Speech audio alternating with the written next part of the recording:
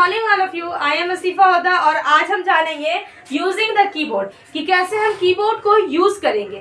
तो कीबोर्ड को यूज करने के लिए पहले आपको जानना पड़ेगा कि ये जो कीबोर्ड्स के इतने सारे बटन्स होते हैं उनके फंक्शन क्या है या वो किस तरह से वर्क करते हैं, तो इनके बारे में समझोगे आप। जब आप इसको जानोगे कि इसे किस तरह से वर्क किया जाता है, ये बहुत ज़्यादा ईजी है। जब आप इसको समझ जाओगे तो इसको बनाने में या इससे कोई भी काम करने में आपको बहुत सारी आसानी होगी।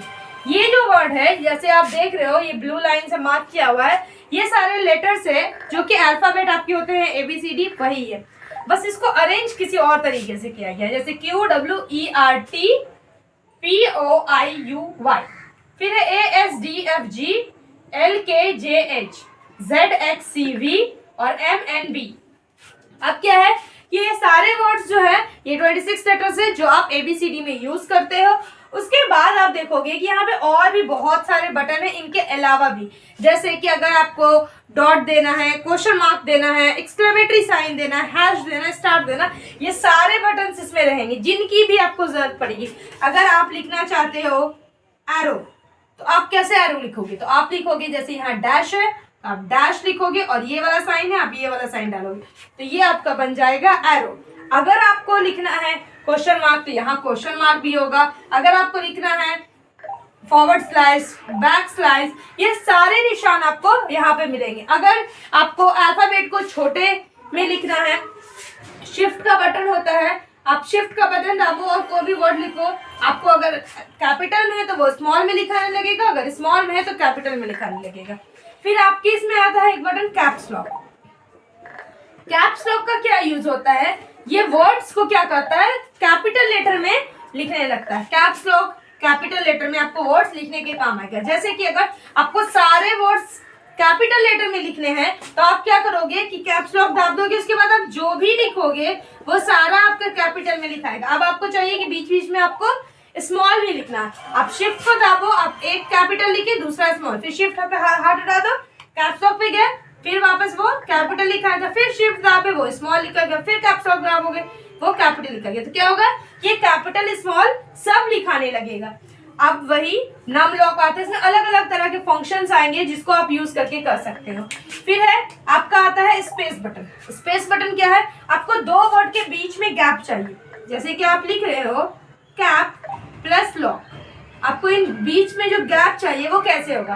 तो जब आप स्पेस बटन को दाबोगे तो ये बीच में गैप आपको मिल जाएगा, लेकिन आपको चाहिए एक बड़ा गैप होना चाहिए। तो आप बार बार स्पेस बटन को क्लिक करोगे तो हो जाएगा। लेकिन अगर हम देखें कि सिंपल तरीका क्या है, तो सिंपल तरीका ये है कि आप कैप लिखे, यहाँ पे आपको एक बटन दिख रहा होगा टैब। टैब जब आप इसको दाबोगे तो इसके साथ देखो आप ऐसे एरो दिखेगा है, ये एरो ऊपर नीचे, उससे कोई फर्क नहीं है, वो हम समझाने के लिए आपको बस बता रहे हैं। क्या है, ये एक सीरीज है, मतलब एक गैपिंग उसका फिक्स्ड है, उतना गैप तक। अब एक गैप यहाँ लिखे, लॉक यहाँ चला गया, तो ये क्या है, ये एक डिस्टेंस पे आपको पहुंचा देगा। अगर आपको वापस भी आना है, आप यहाँ पे लॉक लिखे हो, अब आपको वापस आना है, आप वापस से यहाँ पे अपना कर्सर लॉक टैप मारो, आप वापस यहाँ पे पहुंच जाओगे, तो ये हो जाएगा कैप, वापस से यहाँ पे आ जाएगा। तो क्या ये डिस्टेंस तक वर्ड्स को पहुंचा देता है। उसके बाद आप देखोगे शिफ्ट का यूज तो हम लोग पढ़ लिया, हम लोग शिफ्ट का भी यूज पढ़ा कि कैपिटल को स्मॉल और स्मॉल को कैपिटल करने में काम आता है। इसका और भी यूज है, यहाँ पे आप देख रहे होगे कि लेटर्स के साथ कुछ और नंबर्स दिए हुए हैं। तो जैसे कि एक्सक्लेमेटरी साइन के साथ 1 का दिया हुआ है, @ के साथ 2 दिया हुआ है, हैश के साथ 3 दिया हुआ है, फिर डॉलर के साथ 4 दिया हुआ है, परसेंट के साथ 5 दिया हुआ है, ऊपर एरो के साथ 6 दिया हुआ है, एंड के साथ 7 दिया हुआ है, स्टार के साथ 8 दिया हुआ है, ओपन स्मॉल ब्रैकेट के साथ 9 और क्लोज स्मॉल ब्रैकेट के साथ 0 दिया हुआ है। उसके बाद आगे भी 2 और बटन है, एक बड़ा माइनस एक छोटा माइनस, उसके बाद प्लस और इक्वल टू। तो इन सारे बटन को यूज करने के लिए नीचे वाले जितने हैं वो सब आपको डायरेक्टली यूज होंगे, ऊपर वाले जितने बटन हैं उन सबको यूज करने के लिए आपको शिफ्ट का यूज करना पड़ेगा। आप शिफ्ट दाब के 1 दाबोगे तो ये वाला बटन वर्क करेगा, आप शिफ्ट दाब के 2 करोगे तो ये वाला, 3 में ये, 4 में ये, 5, 6, उसी तरीके से सो ऑन आपको वर्क करता जाएगा। अगर आप शिफ्ट नहीं दाब रहे हो तो ये जो नीचे वाले आपके आपके बटन है, यानी कि 1 2 3 4 5 6 7 8 9 0 डैश और इक्वल टू, ये वर्क करेगा। उसी तरीके से यहाँ पे भी जितने ब्रैकेट है, जैसे कि कर्ली ब्रैकेट, बिग ब्रैकेट, तो जब आप कर्ली ब्रैकेट अगर आपको दाबना है तो आप नॉर्मल अगर क्लिक करते हो तो कर्ली ब्रैकेट, अगर शिफ्ट के साथ क्लिक करते हो तो बिग ब्रैकेट। उसी तरीके से कॉलिन और ये दोनों बटन उसी तरीके से वर्क करता है। Double comma, single comma, question mark, एक जो है वो शिफ्ट के साथ वर्क करेगा, एक जो है वो डायरेक्टली वर्क करेगा।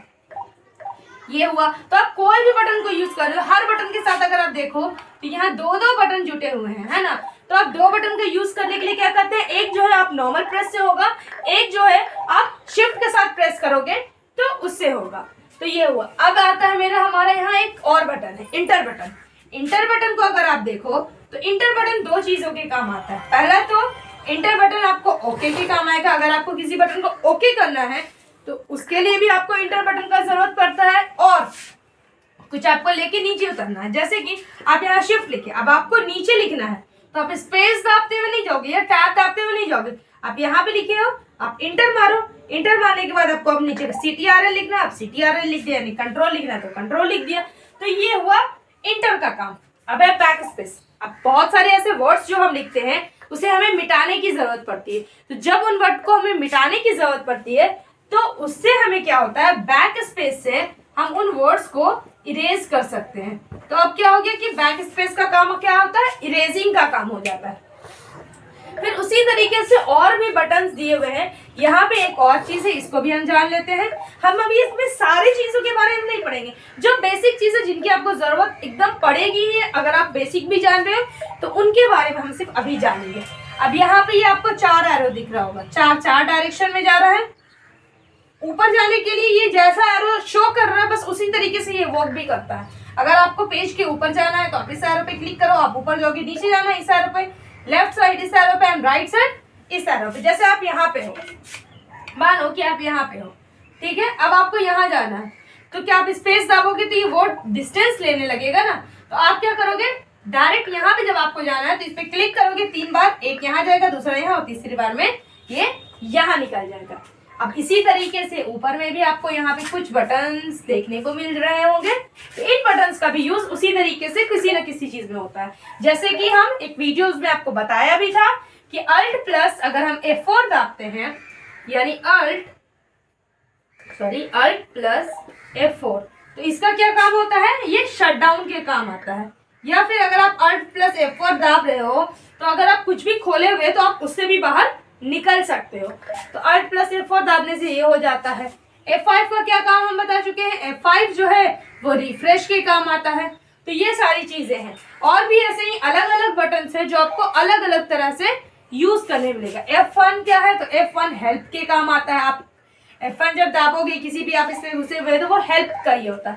कहीं कहीं इन वर्ड्स का जो ये है F2 है, F3 है, F4, F5, F6, कहीं कहीं अलग अलग जगहों पे भी वर्क करता है। जैसे आप इसमें घुसे हुए हो उसी तरीके से वो वर्क करेगा। अब कहीं कहीं क्या होता है, आप बोलोगे कि मैम यहाँ भी नंबर है और यहाँ भी नंबर है, तो इसका क्या यूज है, तो इसका भी यूज है। कितनी जगहों पे ये नंबर वर्क करेगा और ये नंबर आपका वर्क नहीं करेगा।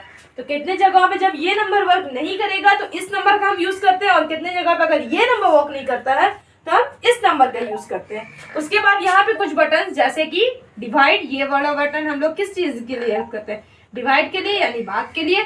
ये जो स्टार है वो एक्चुअल होता है मल्टीप्लाई, तो इसे हम मल्टीप्लाई के लिए यूज करते हैं। ये तो माइनस आपको दिख ही रहा है, यानी कि सबट्रैक्ट के लिए। ये प्लस एडिशन खुद का तो आपको मार्क दिख ही रहा है, यानी ऐड के लिए। यहाँ पे भी एक भी इंटर बटन, आप यहाँ से भी इंटर कर सकते हो। यहाँ देखो एक पॉइंट का भी आपको बटन दिख रहा है कि ये पॉइंट है, यानी कि अगर आपको लिखना है 1.2 तो आप इस पॉइंट को क्लिक करोगे और आप लिख सकते हो।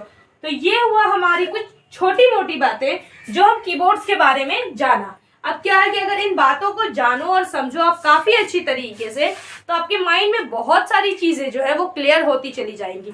इन बात को समझना हमारे लिए काफी ज्यादा जरूरी था, इसीलिए हम इन बातों को समझा।